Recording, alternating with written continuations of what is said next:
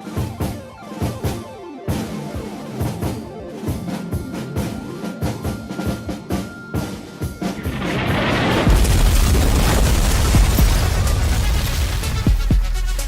to Politics Done Right. I am your host, Egberto Willies. This is the progressive program that will take the mystery out of politics. This is the program that will encourage you to make sure government becomes we the people. Whether you are liberal, conservative, or otherwise, you get to air your point of view. Remember, you can also send me a tweet to EGBERTOWILLIES, that is, at Egberto Willies. Let us engage. It is politics done right. 1, 2, 3, 4. Well, folks, welcome to one more edition of Politics Done Right. I'm Egberto Willies, your host. Thank you so kindly for being a part of the show. We are going to have a great show for you today. I kind of told folks earlier or last night that we're going to have a very, very special guest. The title of the show today is The Great American Myth and Human Extinction with Dr. David Korten. Look, it all comes down to this. Subtitle, it all comes together as Dr. David Korten discusses America's foundation, democracy myth, and civilizational transition of humanity. Later, we'll discuss Medicare for All after this great discussion. So anyhow, while doing my Sunday reading, I came across this article, Confronting the Great American Myth, from Yes Magazine, written by Dr. David Korten. I loved it so much, I cross-posted it to my site. I sent him a note right away asking him to be our guest today. His staff was kind enough to get it all set up. There is so much the masses need to learn. The suppression of the worth of the masses, the unfair distribution of income and wealth by design, and the gatekeepers that allow it to continue. Dr. David Korten is co-founder of Yes Magazine, president of the Living Economist Forum, and a member of the Club of Rome. He writes a regular A Living Earth Economy column for Yes Magazine and is the author of numerous books, including Change the Story, Change the Future, A Living Economy for a Living Earth, Agenda for a New Economy from Phantom Wealth to Real Wealth, and the international bestseller, When Corporations Rule the World. He holds an MBA and PhD degrees from the Stanford Business School, has served as a Harvard Business School professor, and has 30 years of experience as a development professional in Asia, Africa, and Latin America. For more about David, remember, visit his website. The website is stock full of information, and it's a gem. Go to davidkorten.org. That is DAVIDKORTEN.org. Dr. Korten, welcome to Politics Done Right. It is my honor to have you on my show. Thank you. It is truly a delight to be here with you. I sense we have a great deal in common in terms of our thoughts about the world and our common future. Absolutely so. But let me first ask this question. I want to get this out of the way because, I mean, you perplex me. I see a title like professor, that you got your MBA and PhD from Stanford Business School, that you taught at Harvard Business School. And then I have to ask this question. What happened? Oh. It may be a longer story than we have time for here. But, I grew up in a place called Longview, Washington. It's a small town. It was very middle class, working class. I thought I was going to come back and run the family business. I had very little contact with any other part of the world. It was basically an all-white community. I sometimes say the most exotic person in my life was my aunt, who was Catholic and had red hair. Little could I imagine that when I was in an undergraduate at Stanford and a very conservative young Republican, I took a course in modern revolution. And I learned that the revolutions that were threatening our American way of life around the world were a result of frustrations with poverty. So I thought, well, we figured out how to solve that here in the United States. So I'll go ahead and go to business school, which I was planning to do anyway. But instead of going back to run the family business, I will spend my life taking the secrets of U.S. business success to the rest of the world. So that was kind of the start of my shift in career. And so I was involved in setting up business schools around the world for a time in Ethiopia and Central America, and then in Asia. But the deeper we got into it, the more I realized that what was happening as the frames of what we call, capitalism, raw capitalism, were actually destroying people's lives. If you actually saw what was happening to them, they were also destroying the earth. And I began to realize there's something really wrong here. And so that led me into this latter part of my life, which has all been trying to understand, why is this going so terribly wrong? Why is it so contrary to the basic story that I grew up with? And how do we get out of it? And as we've gone further and further with that, we now realize that we are on a collective path to self-extinction if we continue the damage we're doing both to the earth and to each other. And so this is our moment of truth. We either turn it around or we go away and creation finds some other experiment. Well, look, as the most powerful country in the world, we have a lot of gravity. What we do is either mimic around the world, or we can influence a whole lot that happens around the world. But we have to be able to change from within before we can change from without. You wrote a piece, and the piece that actually got me in touch with you, and I subsequently got interested in the other piece, which was Why I Have Hope in the Face of Human Extinction. But before that, the piece that I read that you wrote was leading the charge at Yes Magazine, called Confronting the Great American Myth. One of the things that I've always said is that one of the reasons we have a hard time changing, the rest of the world is really into some sort of Medicare for all. We're resistant to that change because of there's something exceptional we think that there is about Americans. And I tied that directly to much of what the fallacies of much of the genesis of America. So why don't you tell us a little bit about this article that you wrote, why you wrote it, and tell us a little bit about what's in the article, because I think it'll put some it would set quite a few people right. Yeah. Well, basically, of course, we're all taught, and some of us are more inclined to believe it than others, but we're taught that America was founded by these visionary founding fathers who were dedicated to creating a new democratic nation, which implies that it's a government that actually works for all of the people and everyone has an equal voice. We knew there were a few irregularities in that, but we kind of suppressed that, at least those of us that grow up in more conventional white communities. It's also true that at the time I was growing up, America was much more of a middle-class society. So again, that wasn't necessarily true across racial lines, but within the white community and places like where I lived, there was not much contrary data on that. So it's very easy to believe that founding story, but it doesn't take a lot of research to realize that America was basically founded on land that was stolen from the Native Americans who lived here. And much of that land was worked by slaves stolen from Africa and imported here under horrendous conditions against their will.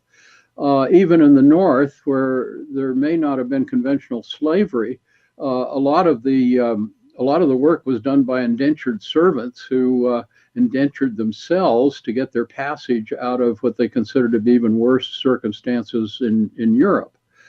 So you put this together and then you realize, well, pretty much all those founding fathers were people that had big estates. They had big tracts of that stolen land. A great many of them were slave owners. Some of them seemed to feel a little uncomfortable with that, but the fact is they were still slave owners.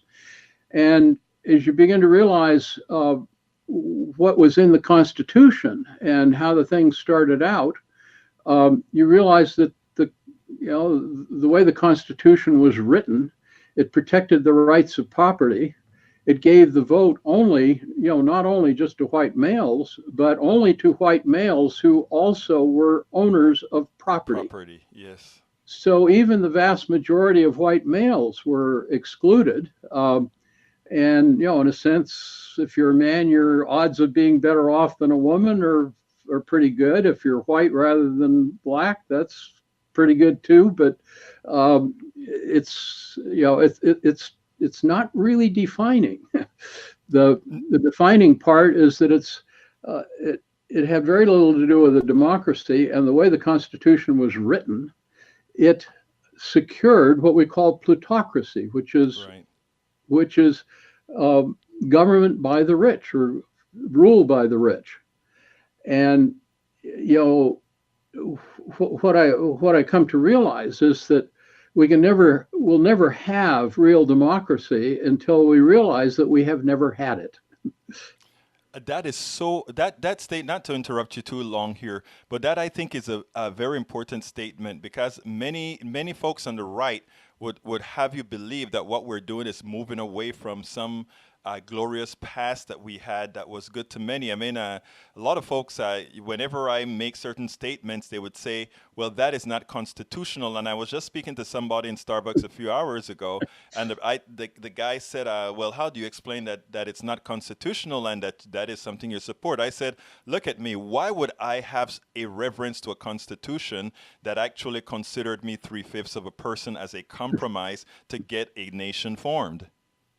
Yeah. Exactly. I mean, the truth is so simple. It is, I have yet to come across anybody that doesn't, at some level, realize that our land was stolen by force, and that we had slaves, most of whom were black and imported from Africa. So you really don't need much more data than that. And then you realize that the Constitution pretty much enshrined all of that. And the other thing, which is sort of less well documented, and I don't claim to be a U.S. historian. I'm much more concerned about the contemporary economics. But as I have come to understand it, the founding fathers were not the ones that organized and started the revolution. They jumped in after the revolution was already started, basically aware that they were going to get swept aside if they didn't jump in and assume leadership of it. And of course, by assuming leadership of it, they also put themselves in the position of then ruling after it was over and writing the rules of the new nation and all of that. Now, somewhere embedded on all that is a vision of a better world, which is more equal in its rights and more equal in the spread of property. But that is in a sense better reflected in the Declaration of Independence, which was intended to kind of mobilize everybody, than it is in the actual Constitution, particularly the original Constitution without the Bill of Rights. But then even with the Bill of Rights, as we know, it's taken a very, very long time to, first of all, even get voting rights for white men that didn't have property, and then eventually for women, and then eventually for blacks. And we're still in a way, well, not in a way, I mean, we're still working on that, and we've still got a long ways to go. Well, I can tell you right here in Texas, I mean, this week, the governor of Texas has sent voter rolls that he wants cleaned right here in Houston. Our Houston mayor is saying, is telling the registrar here in Harris County, do not clean the voting rolls. So you're absolutely right about that. Yeah, I mean, this HR 1 that the Democrats are trying to put through, and obviously will not get through until we clean out the Senate and the presidency, is just one of the most simple, basic steps in in actually trying to solidify basic voter democracy. But of course, the deeper issue is that even if everyone has a secure vote, as long as big money controls the media and our information and the campaigns of the politicians, so there's basically no way that you can win a majority unless you have the support of the nation's billionaires. You're not going to have real democracy, and that's kind of the other foundational issue, that political democracy absolutely rests on economic democracy. They are inseparable. Because also, if you don't have political democracy, the rules will be framed so that they support and sustain extreme economic inequality. I think you should explain that a little bit more, because that is really profound. You need economic democracy in order to really have political democracy. Yeah, I mean, you think of when a person's running a political campaign, it takes a lot of money, particularly because of the control of our media by big wealth. So, these are things that I can remember from my childhood too. We used to have a fairness doctrine in the media. If you were on the radio using public airways, you had to use them for the public benefit, which, right, among other things, meant you have to give equal time to different political candidates and political parties. So, but now they've found, wow, we can control that, and some of the biggest profits of the for-profit media companies, that, including those that use our public airways, is selling political advertising. So to get the political advertising, you need people who can afford to make big contributions. And that's where, of course, our Citizens United and the Supreme Court and so forth, again, another move. This is also, I mean, the Supreme Court is actually part of the whole scam. When the nation was founded, to give the power they gave to the Supreme Court, well, you know pretty well that anybody's going to end up on the Supreme Court, given the rules, is going to be a white male member of the plutocracy. I mean, how else do you get to law school in those days? So, in a sense, the Supreme Court, as it was set up, you could say it was to secure the intention of the founders, but not the democratic intention of the founders. Well, it couldn't really be democratic when ultimately every law, when they have the power to determine if every single law is constitutional. In fact, many believe that one of the reasons that the Republicans know that their party is about to go on to extinction, and one of the things that they needed to do was pack the courts, because the court is one undemocratic institution where, in the case of the Supreme Court, ultimately 9 men will determine if any law passed in Congress is constitutional or not. And they have the right to say anything is unconstitutional.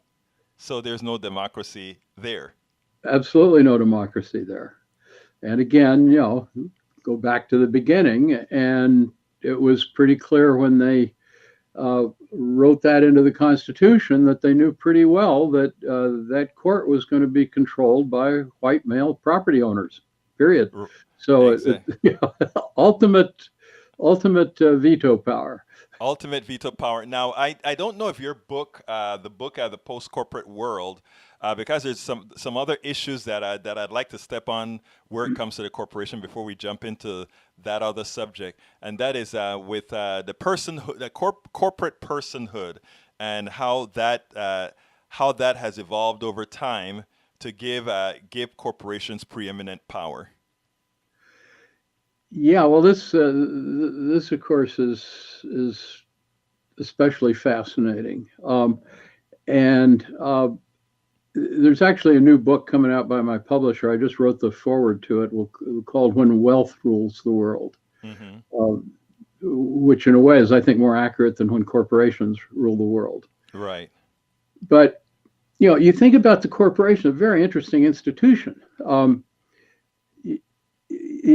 actually in the early days of the United States, corporations were very strictly controlled.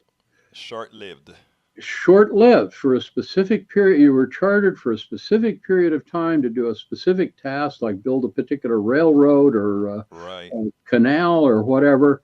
And it had to be in the public interest, and then you went away. Yes. Now, but think of the way the thing is framed now. You're a rich person. You'd like to have a whole lot more rights and power.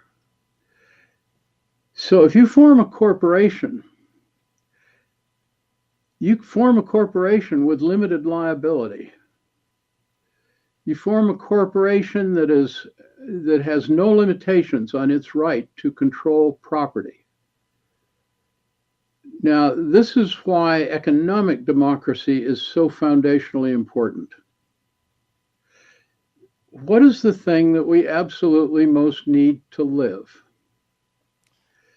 We absolutely need clean water, food, clothing, and where to stay, property. Yeah, it all rests on the land. Exactly. I mean, this was one of the things in my work in international development that it suddenly broke through my consciousness. The people we were trying to develop were people who lived off of the land. Now, by the economist frame of reference, those people were living in absolute poverty because they had no money. Right. But they had fairly decent houses, many of them. They had fairly secure supplies of food. They had clean water. They had communities. They had their children and culture. And some of them actually had quite good lives, far better lives than most people do in our society. But they had absolutely no money. So then you begin to define money or well-being totally in terms of money. And that justifies your going in and forcing these people off their land into paid jobs and into a world which increasingly ours has become, which we've probably all noticed that in this world in which we now live, if you don't have money, you are indeed absolutely poor in the sense that you have no access to food. Increasingly, you have no access to water. You are homeless. And, in some places now, some places in China, the air is so bad, you got to buy bottled air if you want to breathe. I mean, that's in a sense, I am glad you brought that up because, I mean, on some of the commentary here, I have two of my biggest conservatives supporters here who are probably the largest capitalists out there. And one of the things they don't understand, they want lower taxes on oil companies. They want lower taxes, but they have not. They refuse to see the externalities. They refuse to see that. Well, how much of the price of that gas is going back into the economy to fix all the damages that it's created, the cancers that it's created, the defects that it's created. They don't understand that we are living in a closed loop, and that the reality is, if the prices of gas and what the oil companies don't pay in taxes, etc., is not recovered, it means that they are getting welfare, much more so than the standard welfare people would talk about. And what you can expand on that. Yeah, and of course, what they're doing with that is using it to, well, there's two things. One, they're just speculating to create money out of nothing, to have more control. But the really important part is that it gives them control of more and more of the world's productive lands and waters, and of all the things that we absolutely depend on to live. Now, let me give you a little secret here. If you want to control the world, the thing you want to focus on is controlling access to the things on which people absolutely depend to live. Yes. Now, It, if you can set it up so everything they depend on depends on money, oh, that's a great diversion because they become focused on the money rather than on you. And if you could also fix the system so that you control the creation and access to money, wow, you've got it.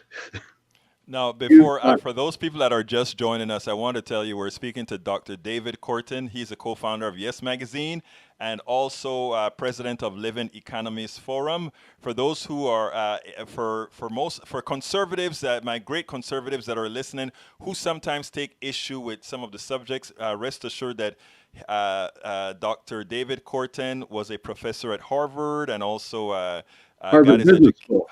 Harvard Business School, and as well got his degrees at Stanford Business School as well. So I mean, we're not talking about some left winger. We're talking about somebody who knows all aspects of the economic system, who has come to several conclusions. One that we are going to discuss a little bit further, where it comes to the Earth in general and the extinction of humans. But continue, sir.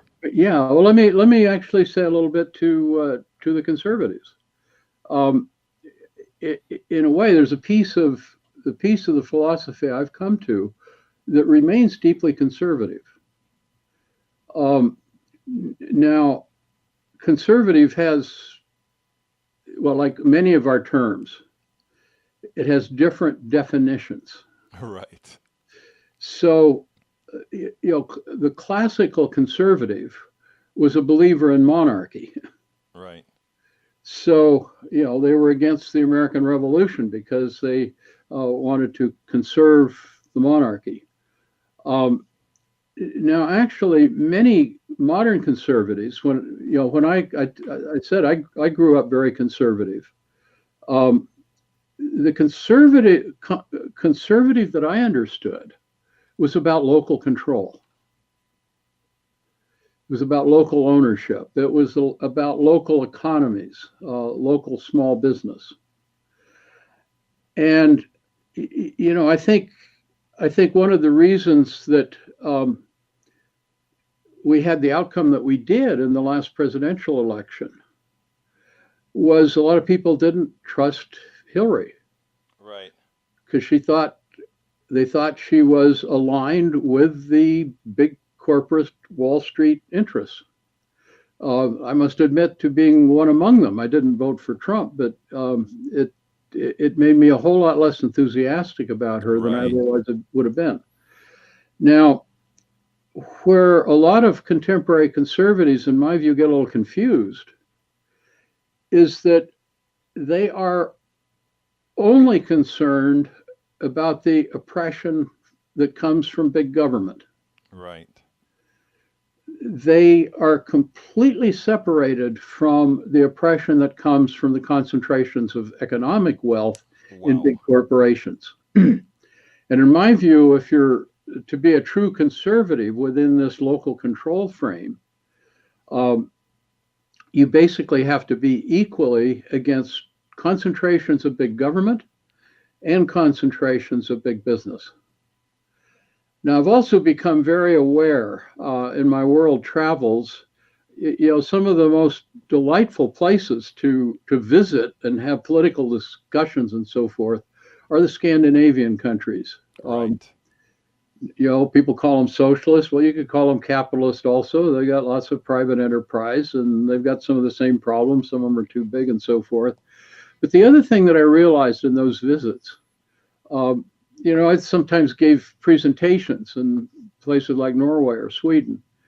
And, in my presentation, in the auditorium, you'd have the heads of all the political parties all sitting there talking to each other. We're having the same kind of conversation and basically finding common ground and differences and so forth. But, we're all neighbors. We live together. We go to parties together and so forth. And we all ultimately live with the same outcomes, with the same community. But these are small countries. So, big government in Finland or in Norway or Sweden, would be more the size of kind of a medium-sized state here in the United States. That's very different. So it actually works a lot better if you've got somewhat smaller units and more decentralized control. You still, particularly in our interconnected world, we absolutely need organization at the national and global level. But we need a whole different organizational frame, not the top-down imperial force. Here's what you got to do at the local level, but rather what we call subsidiarity. Exactly, and there are trade-offs, I imagine, and that is that you need the national things for what I like to think about. Well, what do Americans stand for? And that's all you need the national group for. In other words, there are certain things we don't allow in this country that are absolute. I like to look at it sort of the big federal government is a Bill of Rights, and everything else happens on, you can do as you please otherwise. The Bill of Rights are the things that's absolute, and everything else should be done at the local level. I think even my conservative friends here agree with that part. Yeah. Well, it's interesting. This is the conversation that we need to have because, I think there's a basis for a whole lot more conversation between conservatives and progressives. This is another thing to understand about plutocracy or about empire. And this goes back 5,000 years. If you want to maintain power at the top and concentrate power so you can oppress all those people at the bottom, you have absolutely got to keep the people at the bottom divided against each other. Amen. Exactly. So very convenient. Do that on the basis of race, do it on the basis of gender, do it on the basis of religion. Man, I don't care how you do it. Just make sure that they're fighting each other rather than looking up and fighting you. Like I said, it is amazing. It is amazing that those are quite a few things that we talk a lot about on Politics Done Right, and it's great hearing that from someone who is in a different world. You're traveling all over the world, and you see how these things have manifested themselves throughout Africa, Asia, South America, Central America, etc. That is great. Okay, let's move on because I think you've been very diligent in what we've said so far, but I want to get to your second piece. But before we get to your second piece, I want to read something from the prologue to your, I don't know if it's a prologue to your book, and I want people to understand these 3 sentences here because I got a new level of impression. It said as follows: for your book, The Post-Corporate World, capitalism is a pathology that commonly afflicts market economies in the absence of vigilant public oversight. I could not have said that any better. Número dos, second one. Since the economy internal to a corporation is a planned economy, and people don't like to hear that. People always talk about these other economies being planned. You hit it on the nail. Since the economy internal to a corporation is a planned economy, the current consolidation of economic control under a handful of global corporations is a victory for central planning, not the market economy. Sir, when I read that, I said to myself, I've spoken a whole lot about capitalism versus democratic socialism, etc. That sentence really is what conservatives should really be keying on. That one that you and before you answer any of that, though, I want to read the last one. The alternative to the new global capitalism is a global system of healthy market economies that function as extensions of local economic systems to meet the needs of people and communities. And that kind of drives right into your next subject as far as us sustaining humanity, not the extinction of humanity, if you will. So the floor is yours. Well, you have covered that very well. Let me add in an additional piece, which is absolutely foundational to the theme that is really central to my work currently, which is the human transition to what some call an ecological civilization. And that is the part about, this this shocking, extreme claim. We humans are living beings, born of and nurtured by a living earth. Now, isn't that wildly, outrageously extreme? Who would ever? Not really. I, of course, laugh about it because You should, yeah. it is the most foundational of truths that anyone that is not totally mentally deranged immediately gets. We're living beings, yeah. Okay, living beings have certain kinds of needs. If we get further into living beings, we also know that they have ways in which they have to organize to create and maintain the conditions essential to their own existence. Now, when I was, the deeper story behind my book, The Post-Corporate World, was that I wrote it actually in response to a meeting with a very slight woman from China, of Chinese descent, who approached me one time at a conference and said, "I'm Dr. Mei-Wan Ho." She says, "I'm a microbiologist and I've read your writing and I think you might be interested in what I'm doing." But she explained to me, ended up long conversations. So the conventional biologist will take a living cell, grind it up, study its chemical composition, and then think they have learned something about life. She said, "I study living cells and how they manage internally and manage the constant exchange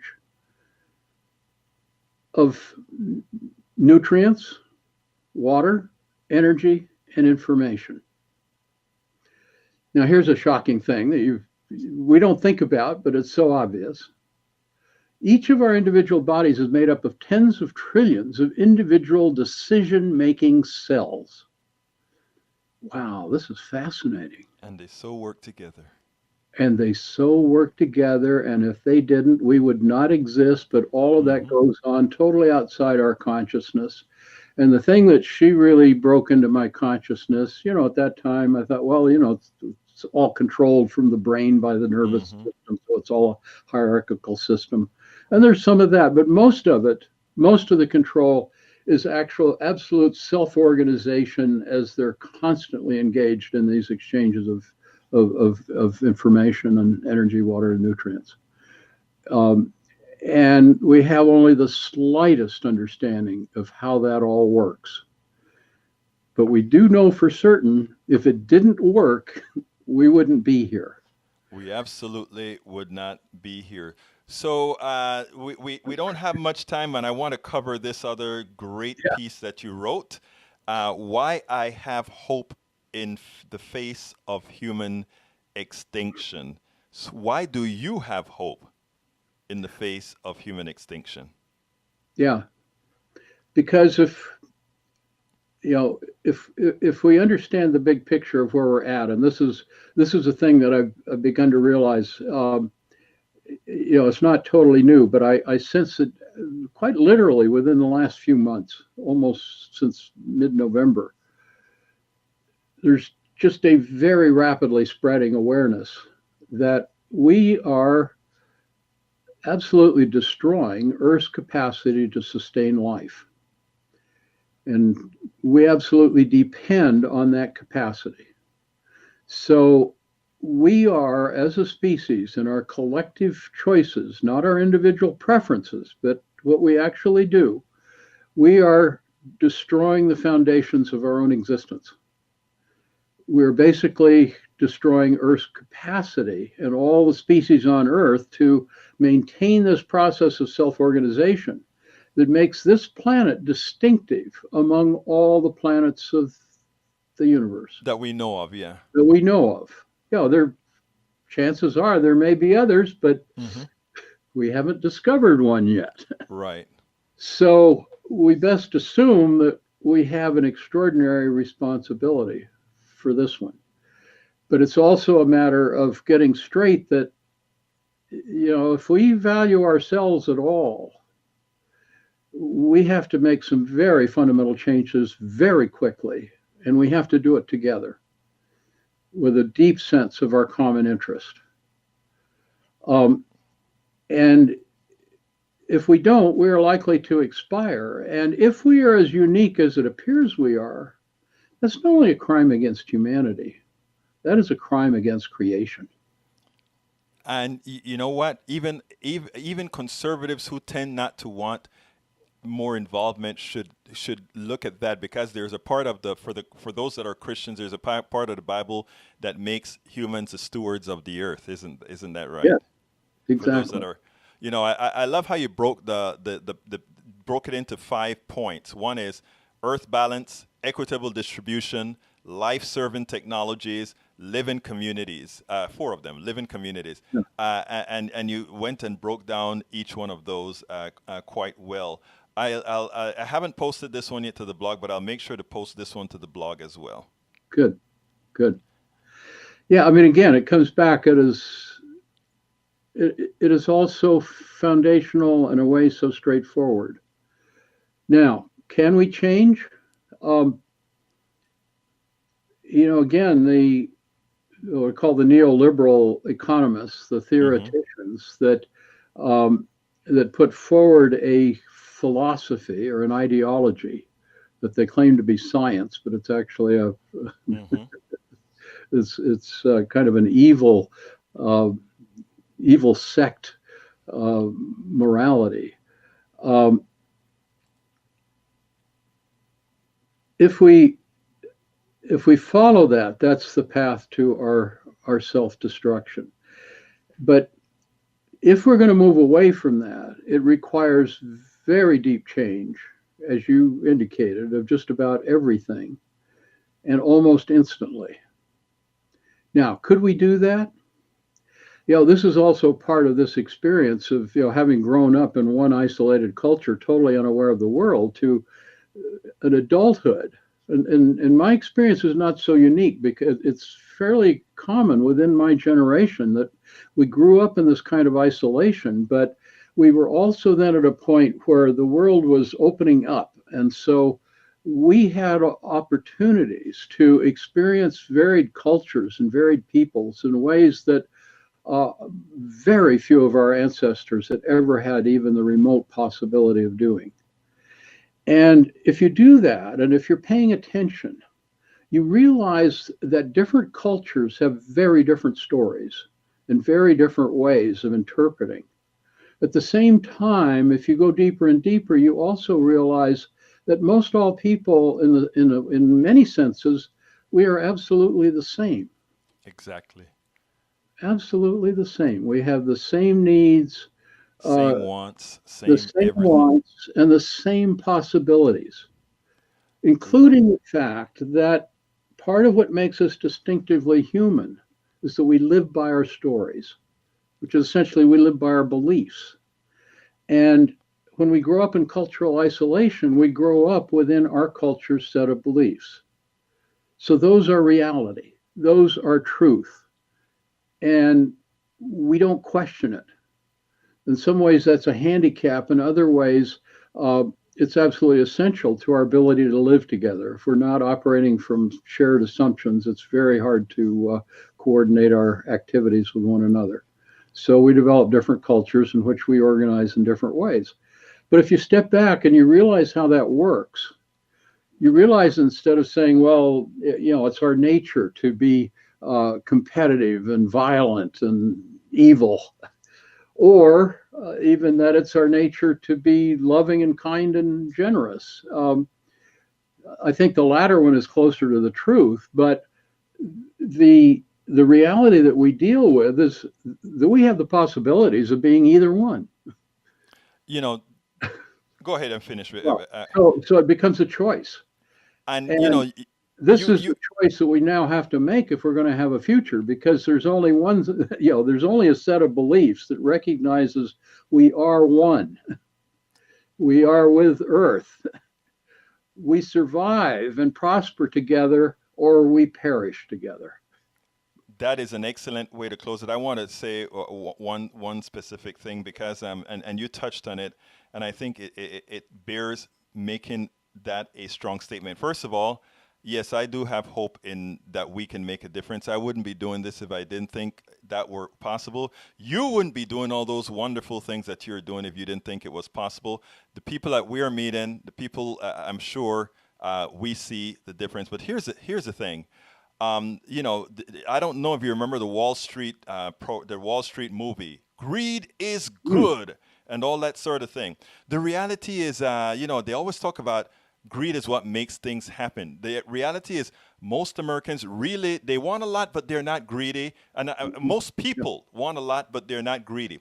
The truth of the matter is if folks were more greedy, if folks were like these pseudo-capitalists out there that really want to take it all, really want to be fully extractive, we would be in a continuum of war. And the fact that we're not proves that. The fact that 80% of Americans just let bygones be bygones just prove that humanity isn't that humanity that most capitalists would like us to believe it is. Well, if their belief were true, actually, we wouldn't even be here. We would have self-exterminated a long time ago. Dr. David Korten, co-founder of Yes Magazine, president of Living Economists Forum. Thank you so kindly for having been on Politics Done Right. We will definitely have you again. Thank you very much. I look forward to it.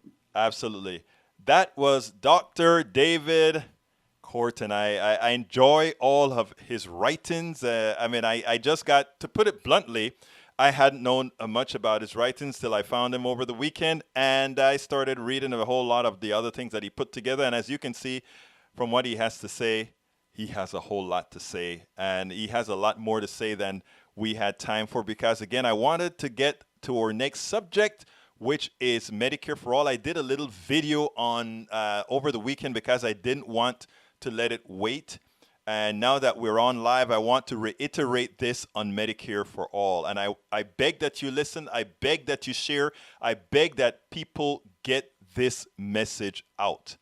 There is a war getting ready to be brewed, not just within the Democratic Party, but without the Democratic Party, within the folks that control our medical system. The war is on.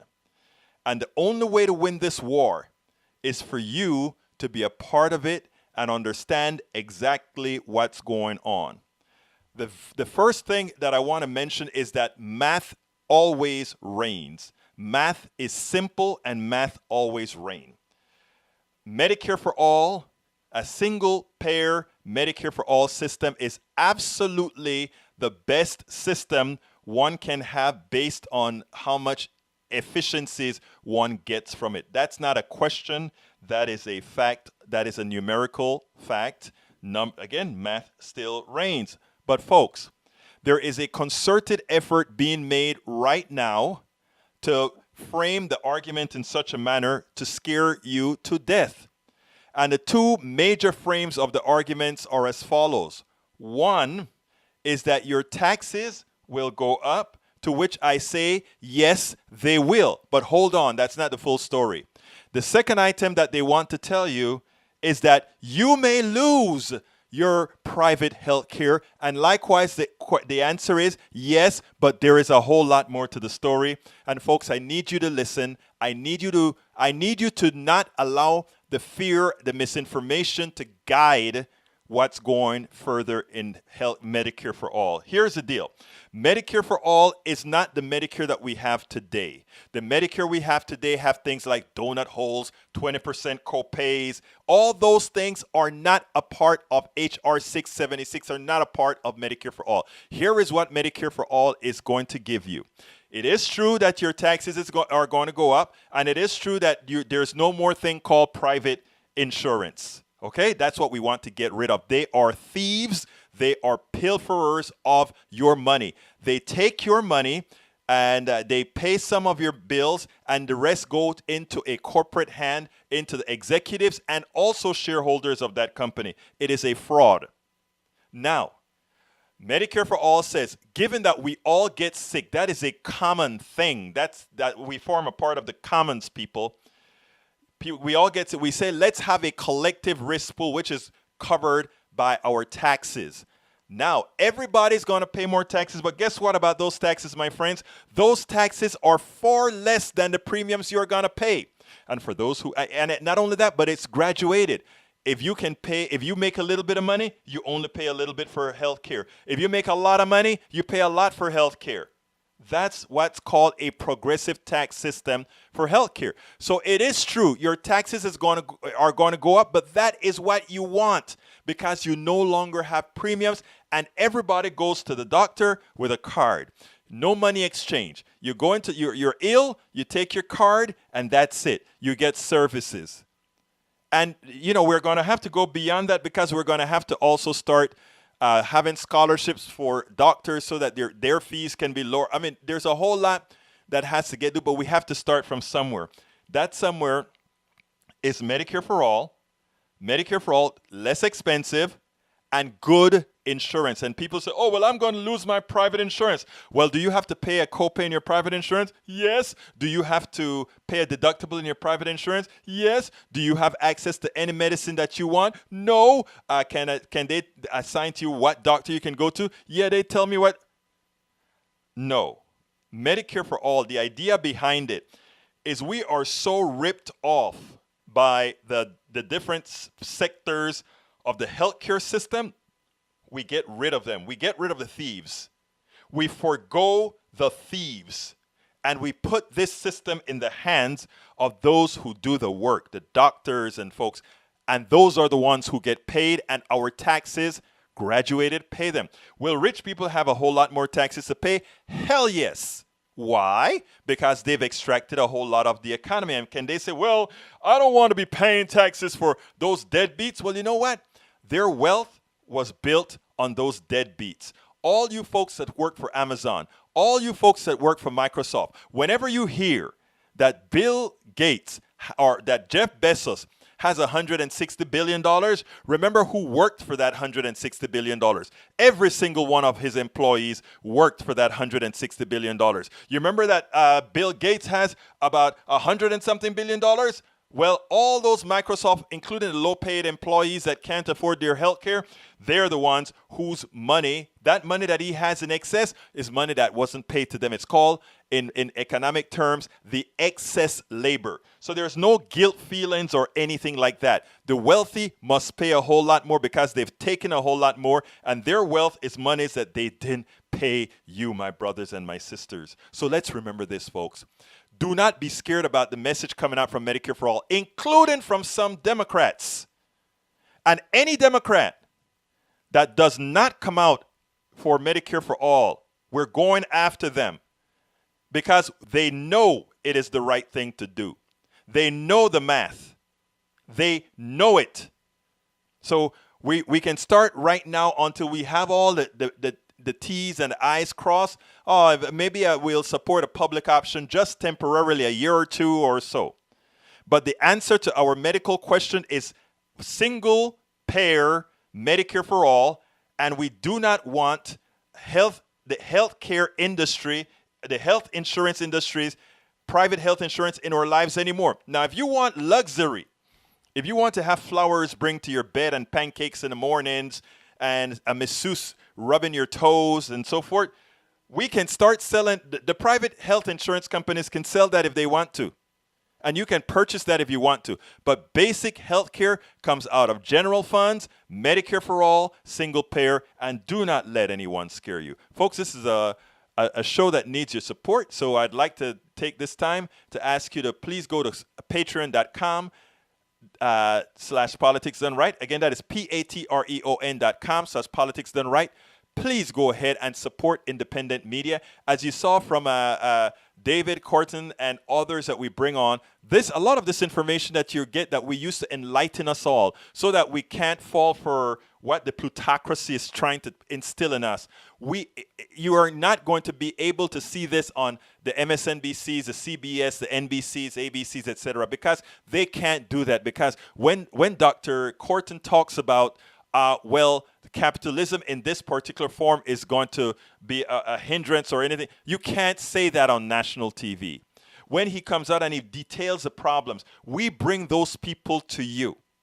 We bring knowledge that otherwise is not coming to you because, again, we're censored. You know, I've always spoken about the Powell Manifesto and what it has done. I'm writing a chapter right now on how to make America utopia, and I'm dissecting the Powell Manifesto. I'm at the chapter now, Corporate Indoctrination, where I'm actually dissecting the Powell Manifesto to show how evil it was in trying to indoctrinate you into voting against your own interests, into making you believe that things like Medicare for all is bad for you. Of course, every other country on the planet, the industrialized country on the planet, is doing that. And guess what's the one good thing about them? They are all healthier. They all live longer.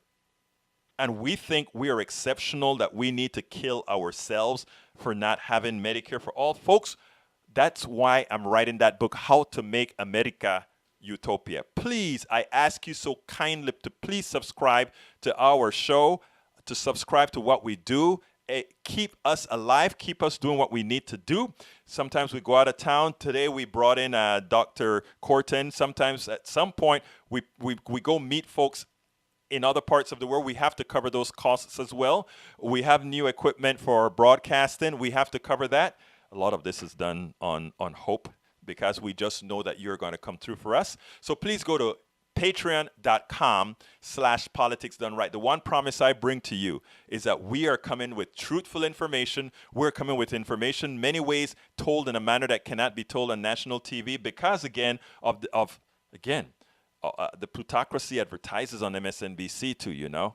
And MSNBC cannot come out and say certain things. That's what we're here for. Now, one of the things that I'd like to point out to you folks is the following, and that is, look, I don't just ask for folks to do this. I do it myself. I'm a subscriber to opednews.com, very great publication, dailycoast.com, kpft.org, coffeepartyusa.com. The Democratic Party, of course, I contribute because that's the only place progressives can live at this point in our history. Of course, if it turned, that's where I would go, because only the progressive mantra right now is there to move us with values forward. Everything that you're talking about that we need to get done is done under the progressive mantra. So please, folks, again, one little short snippet again is to remember Medicare for all. Do not allow the scare tactics to work on you. But most importantly, Democrats and progressives, do not allow any of these presidential candidates to come out and say, oh, we can't quite get Medicare for all. We are always starting from what we can't get, as opposed to demanding what we deserve, what we want, what we are owed, what we should have. Let's remember that, brothers and sisters. Let's not allow these politicians to do it to us one more time again. We let Obama off the hook since he didn't give us single payer, we were going to be satisfied with a public option. Not even that we got. And you know why we didn't get the public option?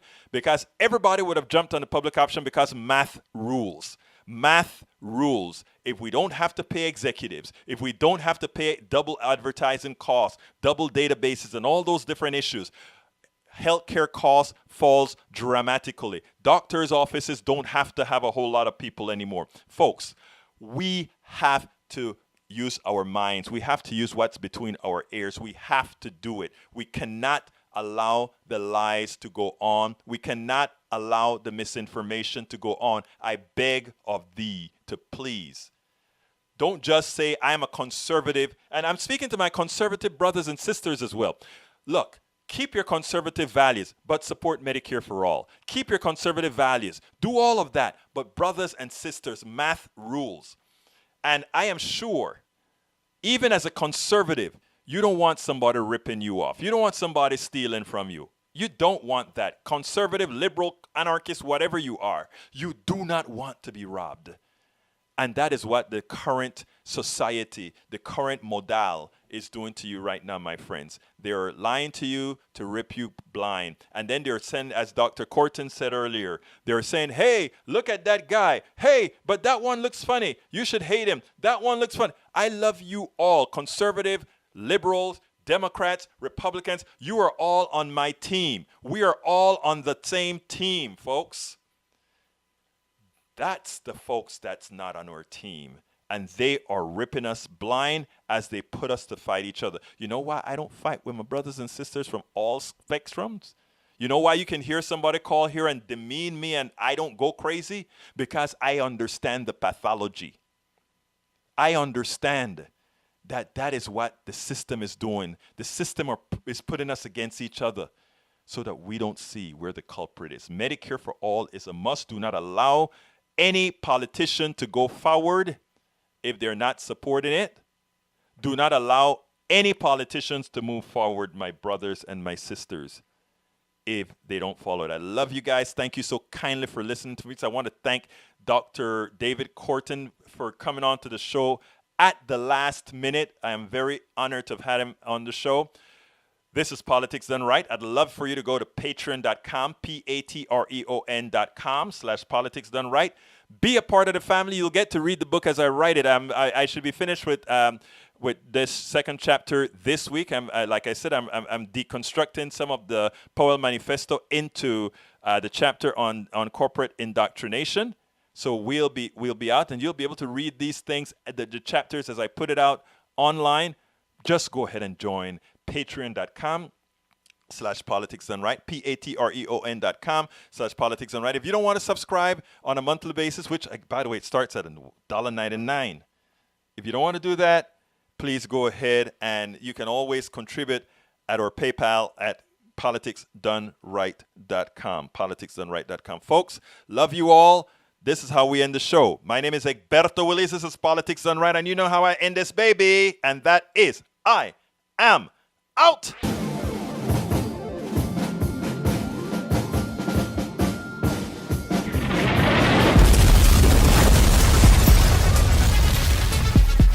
Welcome to Politics Done Right. I am your host, Egberto Willies. This is the progressive program that will take the mystery out of politics. This is the program that will encourage you to make sure government becomes we the people. Whether you are liberal, conservative, or otherwise, you get to air your point of view. Remember, you can also send me a tweet to EGBERTOWILLIES. That is, at Egberto Willies. Let us engage. It is Politics Done Right. 1, 2, 3, 4.